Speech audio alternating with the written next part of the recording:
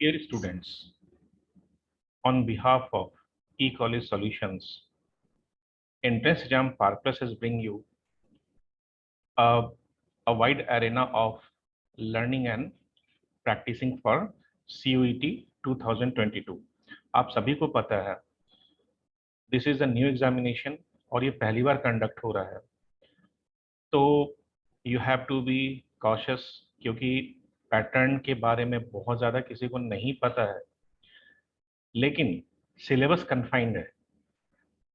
Syllabus confined होने का फायदा ये होता है कि जो कॉन्सेप्ट्स हैं, जो क्रूड कॉन्सेप्ट्स हैं, वो हम आपको रिवाइज करवा देंगे। आप प्रैक्टिस कर लेना। जैसा कि हमारा जो इंट्रोडक्टरी लेक्चर था जिसमें हमने CUET 22 के बारे में आपको बताया, और ये biological sciences, biochemistry, bio technology का डोमेन है।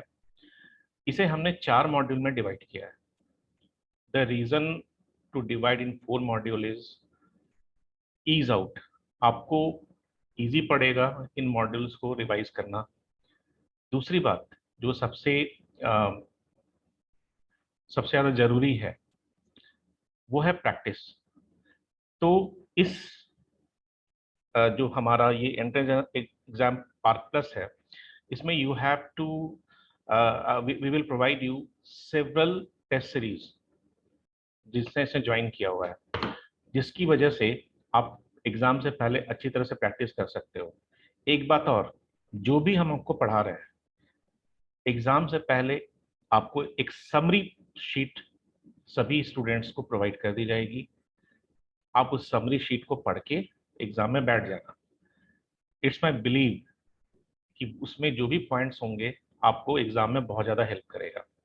ये जो मॉड्यूल 1 है, इसे हमने जेनेटिक्स, इवोल्यूशन और बायोटेक्नोलॉजी, इन तीन बेसिक चीज़ों में हमने समअप किया है। 15 से 20 क्वेश्चन, ये मेरा गेस है, इससे कम नहीं आने चाहिए।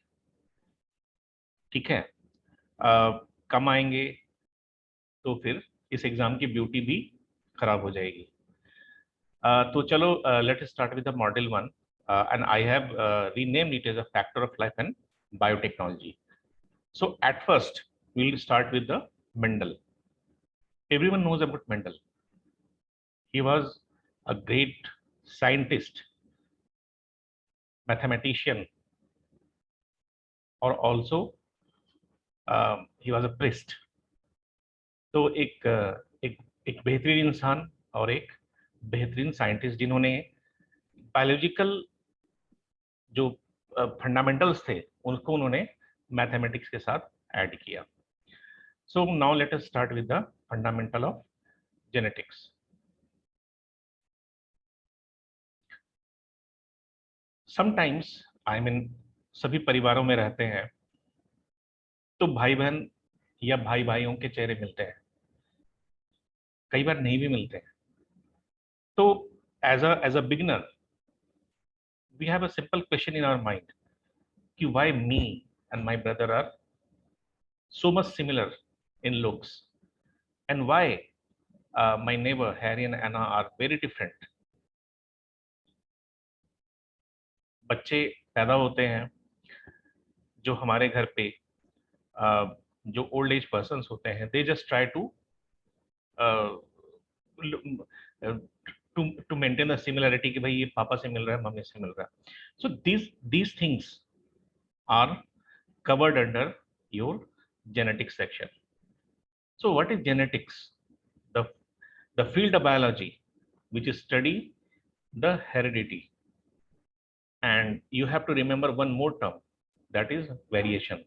यहाँ पे मैंने जैसे बताया आपको कि कुछ लोग मिलते हैं, कुछ लोग नहीं मिलते हैं। नहीं मिलना means there is a variation. ठीक है, तो इन अदर वर्ड्स जो हमारा करेक्टर है वो हमारे बच्चों पे जा रहा है। Characters, that is traits, and variation is the degree by which progeny differ from their parents. इतना अलग है। So this is the picture of Gregor John Mendel, जो who lived between 1822 to 1884. So about Gregor John Mendel, कभी कभी exams में पूछा जाता है कि कहाँ पे पैदा लिए, what he was doing, किस पे काम किया, ये छोटे छोटे क्वेश्चंस आ सकते हैं। तो he was a monk and he worked on pea plant. So why peas? Pea ही क्यों? तुम्हें पता है अगर हम लोग एनिमल्स पर टेस्टिंग करना स्टार्ट करें डायरेक्टली, एक इंसान की लाइफ 60 से 70 साल होती है, ठीक है। एलिफेंट की लाइफ 90 ईयर्स होती है, इसी तरह जो बड़े एनिमल्स होते हैं। बट प्लांट्स को शॉर्ट टाइम में हम ज्यादा से ज्यादा जनरेशन क्रिएट कर सकते हैं। So peas easy to raise, short life span, क्योंकि जो भी करेक्टर आप देखना चाहते हो you will get it in a very short period of time. दूसरा, आप उसके रिप्रोडक्शन को कंट्रोल कर सकते हो, बहुत सारे ऑफस्प्रिंग मिलेंगे। एनिमल्स के मिलेंगे नहीं, मिलेंगे इतने सारे offspring, and the characters are really easy to identify. These are the 5 major reasons behind choosing this pea plant by the Mendel. यहाँ पे these are the some important points जो आपको याद रखना है। 7 साल उन्होंने हाइब्रिडाइजेशन एक्सपेरिमेंट किया था, ईयर भी मैंने बता दिया है, और उन्होंने स्टैटिस्टिक्स, सिंपल मैथमेटिक्स यूज किया था उन सारे करेक्टर्स को आइडेंटिफाई करने के लिए, उन सारे करेक्टर्स को करेक्टराइज करने के लिए। और ये जो करेक्टर्स थे वो 7 पेयर्स थे, 7 पेयर ऑफ करेक्टर। वो करेक्टर्स क्या क्या थे? ये करेक्टर्स हैं, ये आपको याद करना पड़ेगा, ठीक है। Stem height, flower colour, position, pot shape, pot colour, seed shape and seed colours, ये सारे करेक्टर्स उन्होंने लिए थे। और उन्होंने कॉन्ट्रास्टिंग करेक्टर लिए थे, एक लंबा एक छोटा, एक व्हाइट एक वायलेट, एक ग्रीन एक येलो, ये सारे कॉन्ट्रास्टिंग करेक्टर इन्होंने लिए थे, ठीक है। आगे चलकर आपको पता चलेगा ये कॉन्ट्रास्टिंग करेक्टर्स कितना बड़ा रोल प्ले किया उनके देने के लिए। तो रीजन क्या था मेंडल के सक्सेस का, ये आपको अक्सर एग्जाम में आता है, ठीक है। उन्होंने choose subject carefully and a careful research.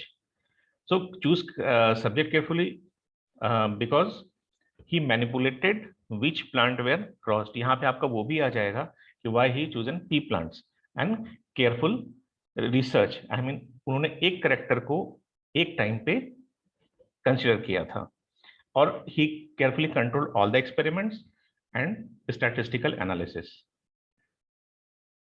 तो ये पहला एक्सपेरिमेंट है। पहला एक्सपेरिमेंट में इन्होंने 2 कॉन्ट्रास्टिंग करेक्टर लिए, tall and short. He crossed and what he observed, सारे टॉल मिले। जो पहला जनरेशन आया F1, that is first filial generation, उसमें उन्हें सारे टॉल मिले। उन्होंने फिर उन सारे टॉल्स को आपस में क्रॉस कराया, तो उन्हें क्या मिला? कुछ टॉल मिले और कुछ शॉर्ट मिले, ठीक है। और उनका रेशियो ने क्या मिला? 3:1 का।